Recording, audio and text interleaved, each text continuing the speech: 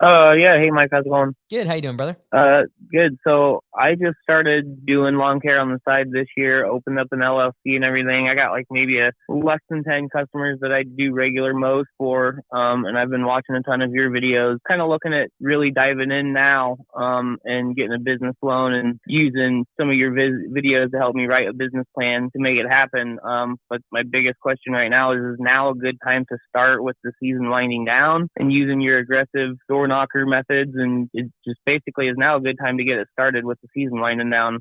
Without too much context, I would probably say keep your current job for this year, but keep growing your current database of customers on the weekends and the evenings, etc. And then next spring, make the jump when you know that demand is really high and there's gonna be way more leads for you to be able to like immediately double or triple your clientele. That's just going to be harder to do right now. And your bang for your buck when it comes to marketing spend is going to be so much better at that period of time. And then from like, it also has to parlay, and the other part of the equation is like your financial risk, equation. Like, do you have a family?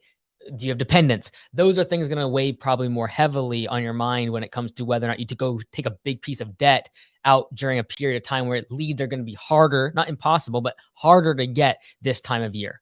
Does that make sense? Absolutely, yes. Cool. All right, brother. You have a good one. Best of luck to you.